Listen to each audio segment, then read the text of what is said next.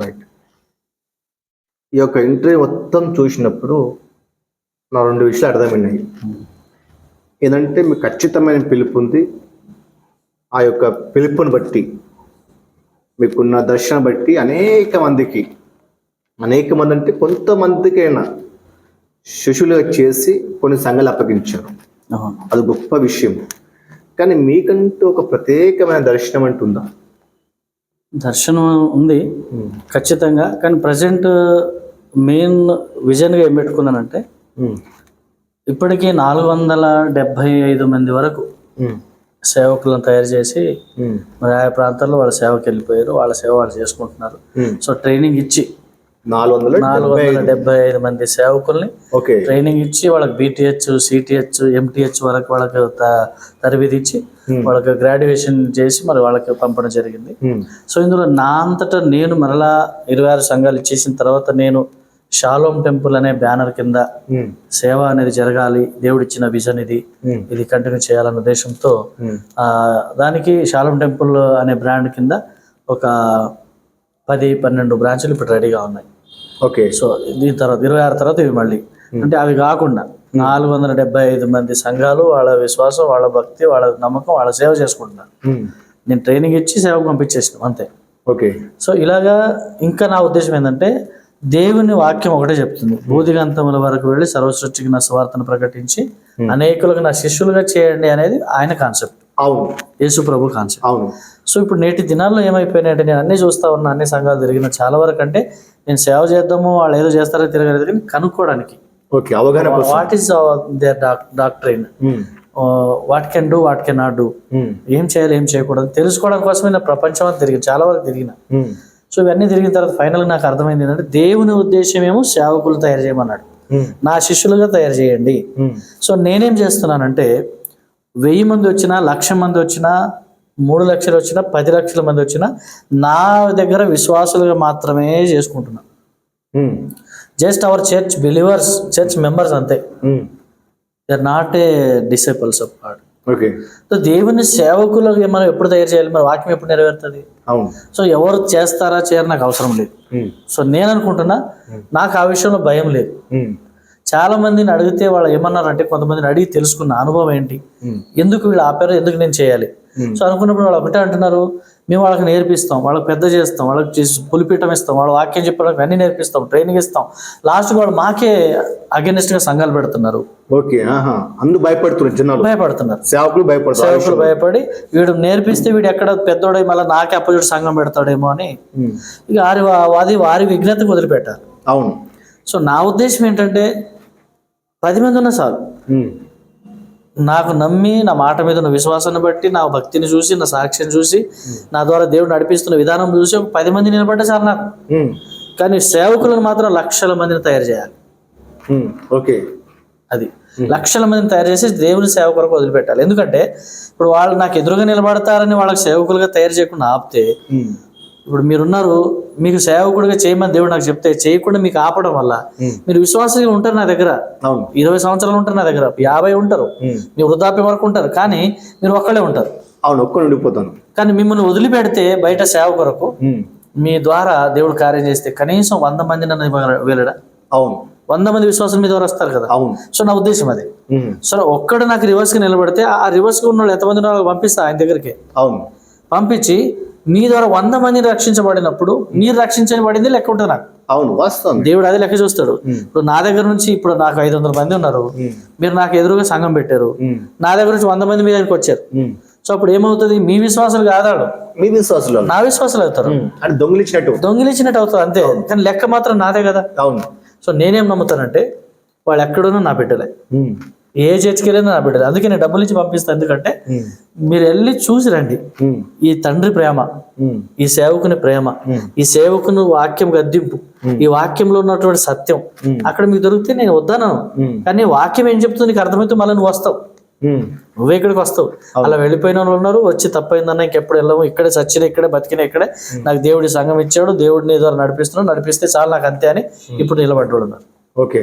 కాబట్టి 475 మందే కాదు కానీ ఇలా 1,00,000 మందిని సేవకులు తయారు చేయాలి.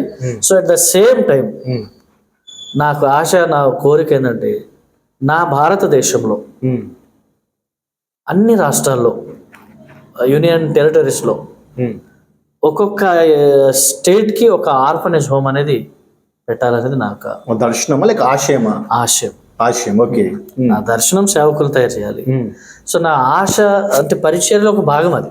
ఓకే. సో దేవుడే చెప్తున్నాడు, అనాథ పిల్లలకి ఆదుకోవడము, విధవరాళ్ళకి సహాయం చేయడము, వాళ్ళ పక్షం నిలబడడం అది నా పని అంటున్నాడు. అవును. సో ఇది పరిచర్య అంటున్నాడు. సో అలాంటప్పుడు ప్రధాన పరిచర్యలు అవి రెండై ఉన్నప్పుడు అది ఎందుకు చేయకూడదు మనం? అవును. సో మేము ఎక్కడ ఆగిపోతున్నాం? ఫైనాన్షియల్గా నాకు సపోర్ట్ లేదని ఆగిపోతున్నాం. సో ఫైనాన్షియల్ సపోర్ట్ కోసం మేము ఆలోచన ఎప్పుడు చేయకూడదు. నా సేవ అనుభవంలో నేను నేర్చుకున్నది అదే. ఇప్పటికీ నా దగ్గర 10,000 వెళ్ళవు, కానీ కొన్ని వందల మందికి సహాయం చేసిన. అవును. లక్షల రూపాయలు, కోట్ల రూపాయల వరకు వెళ్ళిపోయింది నేను సహాయం చేసిన. నాకు ఇంకేం లేదు. మీ గురించి విన్నాను, రీసెంట్ గా ఒక వ్యక్తికి ఉద్యోగం కోసం అడిగితే డబ్బులు ఇచ్చి మరి పంపారని చెప్తా విన్నాను. అంటే ఆయన ఫ్యామిలీ కట్టబడుతుంది. అవును. ఆయన డిసప్పాయింట్ అయిపోయి కృంగిపోయి ఒక సూసైడ్ చేసుకోవాలన్న ఆలోచనకి వెళ్ళిపోయాడు. నా దగ్గర ఇంత డబ్బు కూడా లేకపోతే ఎట్లా? 10,000, 5,000, 5,000 కూడా లేవు, 2,000 కూడా లేవు, 100 రూపాయలు కూడా లేవు. సో ఆ సిచ్యువేషన్ వచ్చినప్పుడు ఎంత MBA చేసిన స్టూడెంట్ ఎలా ఉంటాడు? అవును. మానసికంగా చాలా కూలిపోతాడు. సో నా ఉద్దేశం ఏంటంటే నా పిల్లలకి నేను చేయనా? సో వాళ్ళ ఆత్మీయ బిడ్డ నా బిడ్డలే కదా. సేవకుడు అనేవాడు, సేవకులు అనేవాడు, దేవుని చేత పిల్లబడిన ప్రతి సేవకులు కూడా విశ్వాసిని నా బిడ్డలాగా చూసుకోవాలి, అంటే సొంత బిడ్డలాగా ఫీల్ అయిపోవాలి. అది నా ధన్యతగా భావిస్తా. అవును. ఎందుకంటే ఇప్పుడు విశ్వాసిని ఒకలాగా, ఇంటిలో ఉన్న వారికి ఒకలాగా చూస్తే అప్పుడు నా బిడ్డలు కూడా చెప్పరు, నా సంఘంలో ఎవ్వరు ఇప్పటివరకు చెప్పరు. అవును. పాస్టర్ గారు ఎప్పుడు వాళ్ళ పిల్లలకే చూస్తాడు అని ఎవ్వరు అనరు. సో బయట వాళ్ళు ఎప్పుడు ఒకలాగా చూస్తాడని కూడా ఎవరు అనరు. అందరిని ఈక్వల్ చూస్తా. నా బిడ్డలకు బాధ కలిగితే ఎదుటి బిడ్డలకి ఎంత బాధ ఉంటుందో, ఎదుటి బిడ్డలకు బాధ కలిగితే నా బిడ్డలకి ఎంత బాధ అయితే ఎంత ఉంటుందో నా బిడ్డలాగానే చూస్తా ఎవరినైనా. ఇప్పుడు ఒకవేళ మీ యొక్క పరిచర్య బాగా దీవించబడిన తర్వాత మీ కొడుకు సేవకు వస్తే మీకు కొడుకుకి మీ యొక్క పరిచయం అప్పగిస్తారా, లేకపోతే విశ్వాసకి, అంటే మీ సంఘంలో ఉన్న ఒక వ్యక్తిని సేవకుని చేసి అప్పగిస్తారా? ఇప్పుడు మీరే అన్నారు, మీకు దర్శనం ఉందా అంటే ఏం దర్శనం ఉంది, మీకు విజన్ ఉందా ఉంటే ఏం విజన్ ఉంది. ఇప్పుడు నా కొడుకు గనుక దేవుడు అలాంటి దర్శనం ఇచ్చి అలాంటి విజన్ ఇచ్చి నేను నిలబడతా సేవ చేసుకుంటా అంటే ఆయనకి ఇష్టం. కానీ ఆయనకు ఆలోచన లేనప్పుడు నేను తీసుకెళ్లి పరిశుద్ధమైన దేవుని సంఘం ఆయన చేతిలో పెడితే ఆయనకి ఇష్టం లేక పని నేను చెప్ప. ఎందుకంటే నా కొడుకైనా ఎవరైనా ఇష్టంగా పని చేస్తే దేవుడు అంచెలుగా దీవిస్తాడు. అవును. కానీ అదే స్థాయిలో నా కొడుకు నిలబడితే నాకు చాలా సంతోషం ఉంటుంది. ఏ తండ్రికైనా నా కొడుకు సేవకుడు అయ్యాడంటే నిలబడి చూడాలన్న ముచ్చటగా ఉంటది. కానీ దేవుడి చిత్తంలో ఆయన సేవకుడుగా లేడు అనుకోండి, అప్పుడు నేను ఆశపడకూడదు. నా బిడ్డకు ఒకటి నేర్పిస్తా, నువ్వు సేవ పిలుపు నీకు లేకపోతే సేవ కొరకు 100% హెల్ప్గా నిలబడాలి. ఓకే. ఫస్ట్ హ్యాండ్ నీదే ఉండాలి. అవును. ఏ పని చేసినా ఫస్ట్ చేసి నీదే ఉండాలి, నీ చేయి పై ఉండాలి. ఎందుకంటే సేవకులకు సహాయం చేస్తే, సేవకు సహాయం చేస్తే దేవుడు అన్లిమిటెడ్గా బ్లెస్ చేస్తాడు. అవును. నువ్వు ఈ విధంగానే సేవ చేయొచ్చు. లేదు నీకు సంపూర్ణంగా సేవన చేయాలనిపించిందంటే నువ్వు వెళ్ళి ఎక్కడైనా చేస్తానా నో ప్రాబ్లం, నేను హెల్ప్ చేస్తా. ఓకే. లేదు నాతోనే ఉండి చేస్తానా నో ప్రాబ్లం, హెల్ప్ చేస్తా. కానీ అంతము వరకు ఎవరైతే నమ్మకంగా ఉంటారో దేవుని పరిచయం ఎవరు ఒకరి సొత్తు కాదు, దేవుని పరిచయం ఎవరు ఒకరి ఇంటిది కాదు. అవును. ఇది వారసత్వ సంఘం ఉండకూడదు. అలా వారసత్వ సంఘాలు చాలా ఉన్నాయి, బాగోళ్ళని ఉన్నాయి. కాబట్టి వారసత్వ సంఘం అయితే షాలోమ్ టెంపుల్ కాదు. వారసత్వం సేవను బట్టి చాలా సంఘాలు చెడిపోయాయి. ఎందుకు నేను అది దేవుని పని చెడిపోకూడదు అంటున్నా. నా బిడ్డ అర్హుడైతే 100% నేనే చేతులు పెడతా. ఆయన కూడా అడుగుతాడు కదా, ఆయన వాళ్ళు పెద్దోళ్ళు అయ్యారు, వాళ్ళకి తెలుస్తుంది సేవ ఏంటి, కథ ఏంటి, స్ట్రగుల్స్ ఎన్ని ఉన్నాయి, అవన్నీ నా బిడ్డ కళ్ళారు చూసుకుంటూ వచ్చారు. సో చూసి డాడీ నేను కూడా సేవ చేస్తున్నాను, దేవుడు పిలుస్తున్నాడు అంటే నాతో పాటు నడిపించుకుంటా. లేదు నాన్న నేను బిజినెస్ చేస్తా, ఏదైనా సేవ జాబ్ చేస్తా, లేకపోతే ఇంకేదైనా సంపాదించుకుంటా, నువ్వు సేవ చేయి, నేను నీకు వెనకాల ఉంటా అంటే నో ప్రాబ్లం, కమ్ బ్యాక్. చాలా గొప్ప మాట అయిపోయింది, నిజంగా చాలా గొప్ప మాట. ఎవరు యథార్థంగా ఉంటే వాళ్ళకు దేవుని పరిచయం. ఇప్పుడు నేను సేవ చేస్తున్నప్పుడు కూడా నా వెనకాల ఉన్న సేవకులు అదే అన్నారు, వాళ్ళ పిల్లలకి ఇవ్వలేదు. వాళ్ళు ఏమన్నారంటే నువ్వు మంచివాడు, నువ్వు మంచి సేవ చేస్తావు, నీకు అప్పగిస్తామని సంఘాలు ఇచ్చారు. సో 7 సంఘాలు ఇచ్చినప్పుడు నేను మంచి నమ్మకం సేవ చేసిన. ఈరోజు నా 46 వయసులో, నా వయసు 46 సంవత్సరాలు, ఇప్పుడు 20లో అద్భుతంగా పరిచయం మొదలైన తర్వాత నేను 18 సంవత్సరాలు స్టార్ట్ చేసిన, కానీ 20లో మొదలైన అద్భుతమైన పరిచయం వాక్యానుసారంగా స్టార్ట్ చేస్తే ఇప్పుడు 46లో నా దేవుడు గొప్ప పరిచయం ఇచ్చాడు.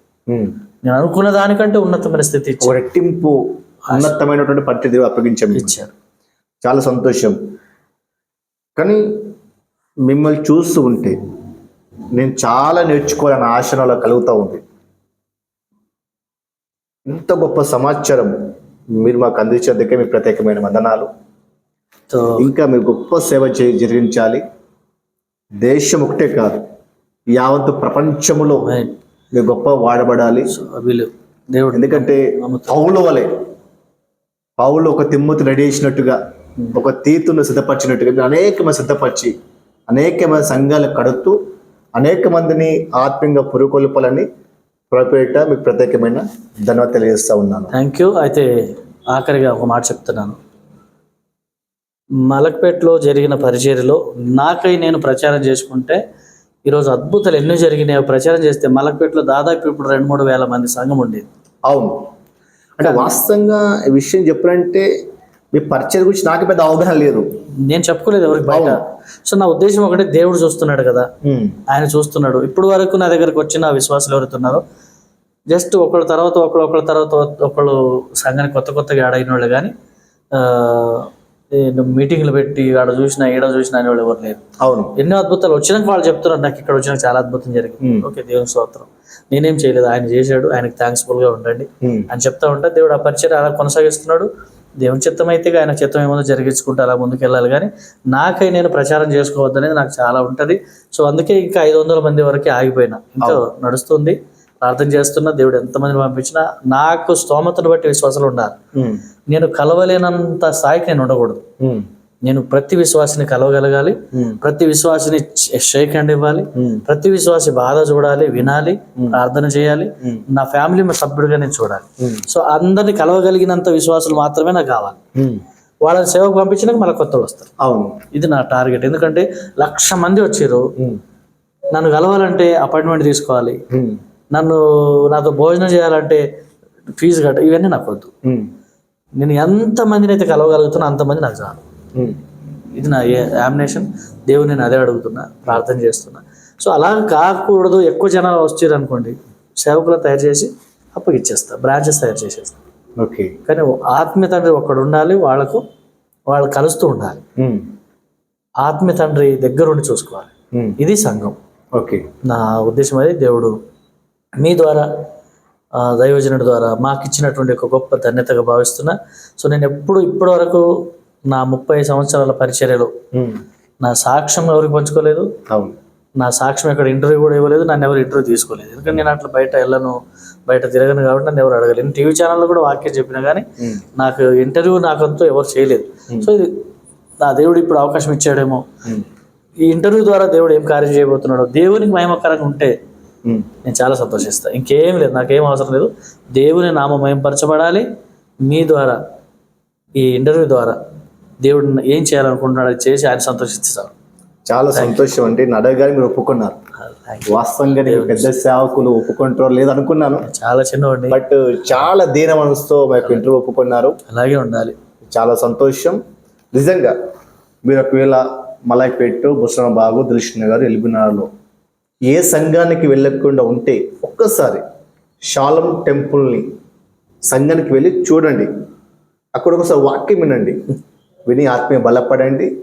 అదేవిధంగా షాలం టెంపుల్ ద్వారా అనేకమైన సంఘాలు స్థాపించలాగున మీరు ప్రార్థించండి, మేము కూడా ప్రార్థిస్తాము.